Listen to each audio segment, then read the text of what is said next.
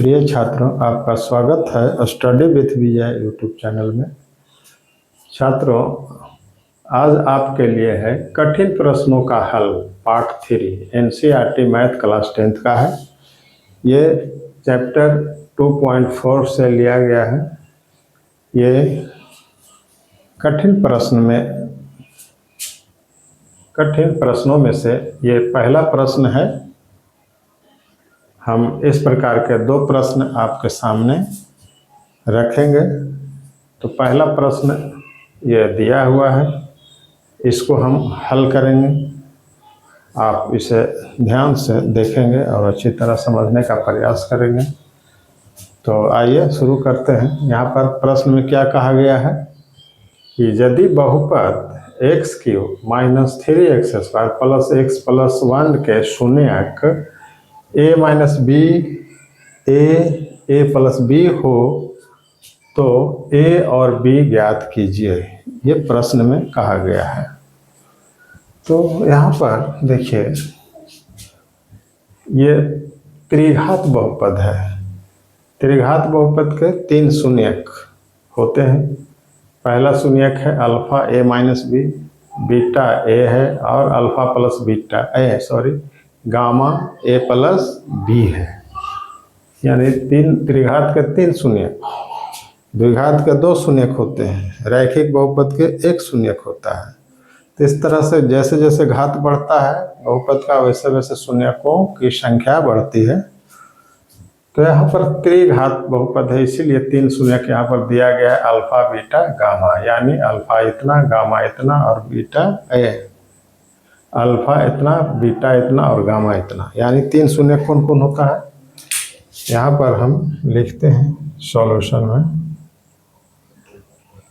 Alpha बराबर दिया गया है क्या, ये a - b है, a - b। दूसरा शून्यक को बीटा कहते हैं, दूसरा शून्यक बीटा, इसका मान कितना दिया है, a दिया है। और तीसरा शून्यक को गामा कहते हैं, उसका है a + b। यानी 3 शून्यक दिए हुए त्रिघात के, और ये है बहुपद। यहाँ पर त्रिघात बहुपद ये दिया गया है। तो इसके लिए हमको कहता है कि a और b ज्ञात कीजिए। a और b कैसे ज्ञात होगा, कैसे मालूम होगा? तो देखिए, यहाँ पर हम जानते हैं कि जो त्रिघात बहुपद है इसका स्वरूप क्या होता है। त्रिघात का स्वरूप यानी मानक रूप क्या होता है, ax³ + bx² + cx + d।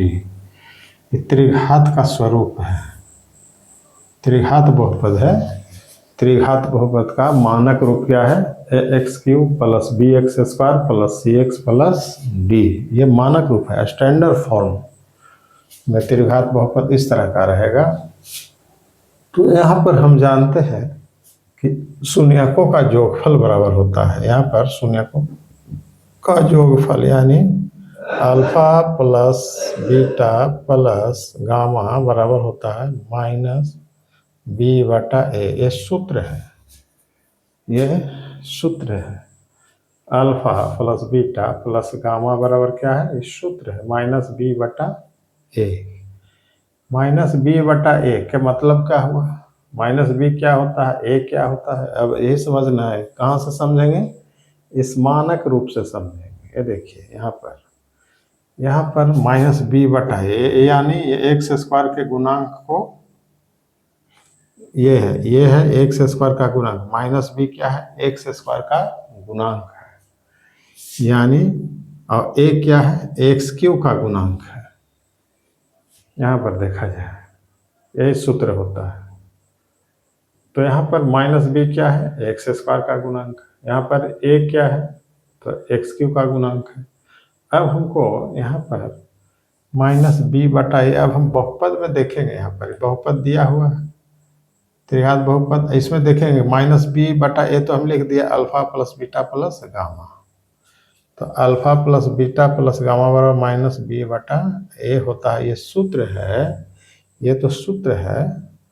तो हम यहाँ पर अल्फा + बीटा बराबर क्या लिखेंगे, alpha plus beta plus gamma बराबर क्या लिखेंगे, minus B.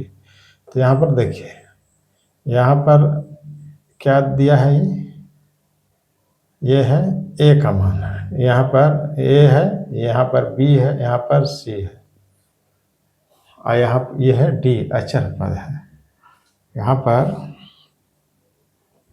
A B C का मान दिया गया है। यहाँ पर क्या होता है, एक्स क्यूब के पहले वाला ए होता है, और यहाँ पर एक्स स्क्वायर के पहले वाला बी होता है। तो एक्स स्क्वायर का गुणांक कितना है, -3 है। तो यहाँ पर हम लिखेंगे, यहाँ पर देखिए, यहाँ पर हम लिख सकते हैं b बराबर -3 और a बराबर एक्स स्क्वायर के गुणांक कुछ नहीं है तो 1, और c बराबर कितना लिखेंगे, x के गुणांक होता है c, यहाँ पर भी 1 है, और d बराबर क्या लिखेंगे, 1।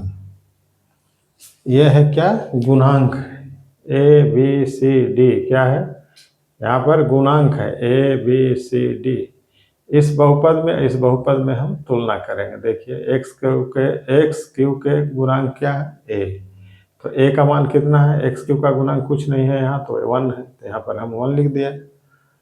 यहाँ पर देखिए एक्स स्क्वायर का गुणांक कितना है, b, तो b बराबर क्या लिखेंगे, तो b बराबर देखिए -3 है, तो -3 लिख दिए।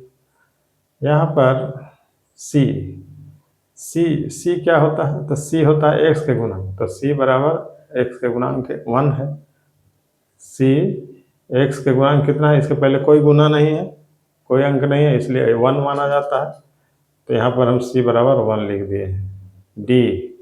d क्या होता है, अचर पद है। यहाँ पर देखिए d क्या होता है, अचर पद, तो इसका जगह में क्या है, 1 है, तो d बराबर 1 लिख दिए। अब हम सूत्र है, क्या है, alpha plus beta plus gamma बराबर क्या होता है, -b/a होता है।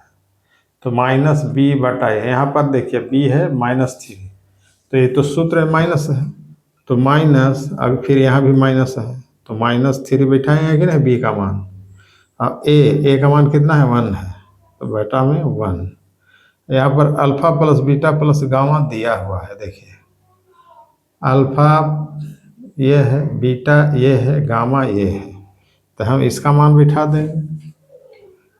अल्फा की जगह पर क्या लिखेंगे, a - b लिखेंगे, तो यहाँ पर हम लिखेंगे a - b, और में ऐसे a - b।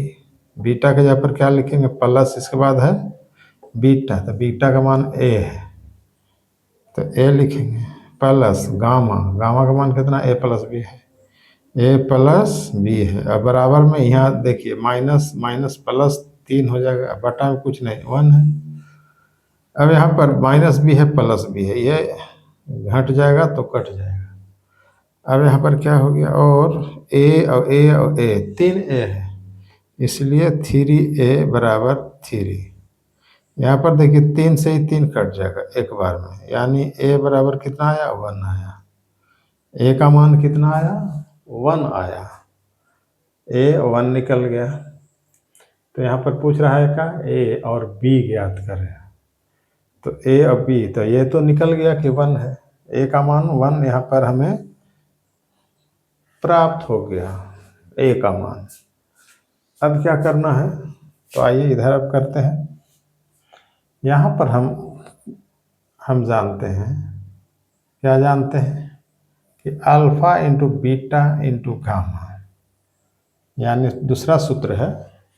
ये तो पहला सूत्र हमने लगाया, alpha plus beta plus gamma बराबर सूत्र होता है -b/a। अब हम दूसरा सूत्र लगाएंगे, alpha into beta into gamma बराबर होता है c बटा नहीं बल्कि -d/a होता है, -d/a होता है। तो यहाँ पर देखिए alpha into beta into gamma, और d कितना है, तो alpha into beta into gamma बराबर d कितना है, तो d यहाँ पर देखिए 1 है, तो -1 हो जाएगा, और a कितना है, 1 है, तो -1 हो जाएगा। और अल्फा कितना है, तो अल्फा यहाँ से लेंगे, देखिए अल्फा यानी a - b है, इंटू बीटा, बीटा क्या है, ए है, इंटू ए, ऐसे इंटू गामा, तो ए प्लस बी, अब बराबर में -1, ठीक है, -1 ले लिए। अब यहाँ पर देखिए यही का मान, ए का मान कितना आया है, 1 आया है, तो हम ए की जगह पर 1 बिठा सकते हैं कि नहीं। ए का मान यहाँ पर निकाल चुका है 1, तो यहाँ पर हम 1 बिठा दें, तो और में क्या लिखेंगे, 1 माइनस बी, ये हो गया 1, ये हो गया 1 प्लस बी बराबर -1।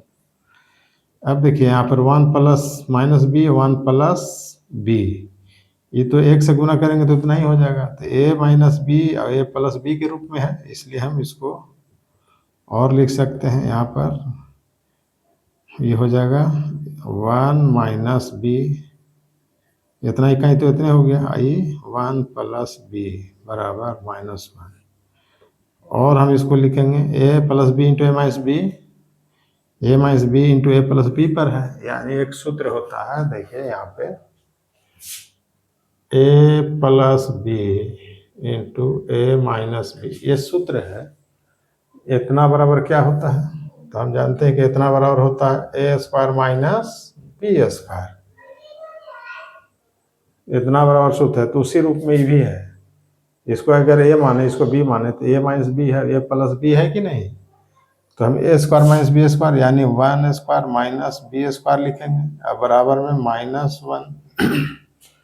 अब हम क्या करेंगे, इसको इधर ले जाएंगे, 1 का स्क्वायर रहेगा तो 1 ही होगा, तो माइनस बी स्क्वायर, या फिर इसको इधर ले जाते हैं, इसको इधर लाएंगे और इसको इधर ले जाएंगे, तो 1 स्क्वायर माइनस माइनस है तो एन आएगा तो प्लस हो जाएगा, +1 बराबर ये नहीं जाएगा तो बी स्क्वायर प्लस में हो जाएगा। अब 1 स्क्वायर 1 नहीं रहेगा, ये 1 रहेगा, तो 1 1 कितना हो जाएगा, 2 हो जाएगा, अब बराबर बी स्क्वायर, यानी स्क्वायर इधर हटेगा तो अंडर रूट हो जाएगा, यानी b बराबर क्या हो जाएगा, √2 हो जाएगा। तो b का मान कितना आया, √2 आया, b का मान कितना आया, √2 आया। अब a का मान कितना आया था, 1 आया। तो a और b ज्ञात कीजिए, तो a और b हमें प्राप्त हो गया, मालूम हो गया, a और b ज्ञात हो गया। ए कितना आया, 1 आया, बी कितना आया, तो बी का मान √2 आएगा। यहाँ पर प्लस माइनस लिख सकते हैं यहाँ पे।